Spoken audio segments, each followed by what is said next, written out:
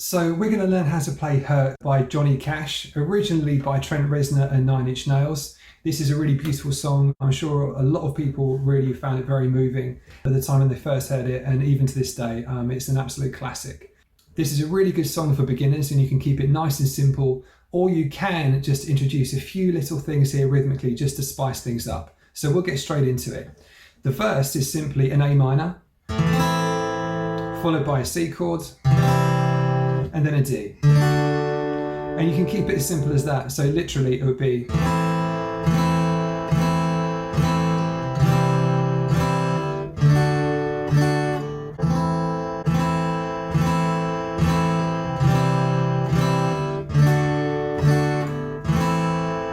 you don't have to make it any more complicated than that, but you can. I'll show you that now. So you can pluck individual strings on each of those chords just to give it that bit of extra spice. So it's just on the A minor chord, you would play the open fifth string, and then the fourth string, and then the rest of the chords. So it sounds like this. So you can see how that sounds just a little bit nicer.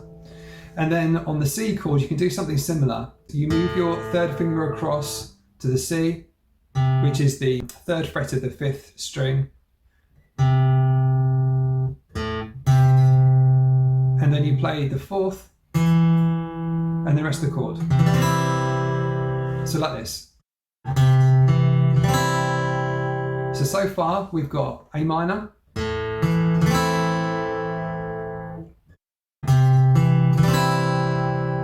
and then you go to the D. But you can play what's called a D sus2. Really all that means is that you just take off your second finger, and it means that you leave this high E string open. You don't put any fingers down on there.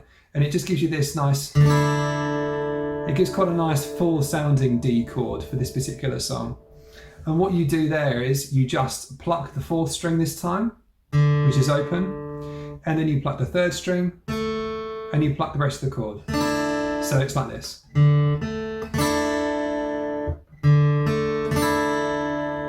So you play the A minor to the C to the D, just like that. The chords for the chorus are again pretty straightforward chords, and I'll show you a different way of playing an F. If you're a beginner, an F can be a bit of a nightmare. So for this song, you can play it in a different way, and it actually sounds better for this song to play it an easier way. So the G, you simply go to an A minor, to this F that I'm talking about. Now all you need to do, you don't need to play a full F for this, like that. All you need to do is put your third finger onto the third fret of the fourth string. So it should sound like that. You put your second finger onto the second fret, third string. So it should sound like that. And you put your index finger onto the first fret of the second string. And you just play the open E. So it sounds like this. And you move on to the C. So it would be, in total, it would be G, A minor, then your F, then your C. So to make this a bit more interesting, you can put your pinky finger onto the E string, and that just gives you for the G, which is kind of normal, but then you keep it there for the other chords as well. So you go G, and then you move on to the A minor, you keep it there, and then you keep it there for the F as well, and then for the C. Now what I would say is when you're playing that, don't worry too much about a string buzzer or anything like that. You know, you want to try and keep it to a minimum as much as you can, but having said that, the original record had a fair amount of string buzz on it. It actually adds a bit of texture.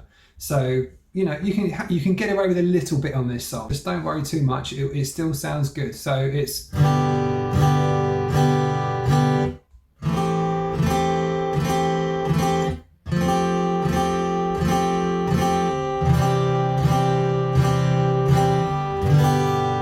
The outro is basically those chords as well. And I hope you enjoy this lesson, and hopefully see you in the next one. Great, thanks, bye.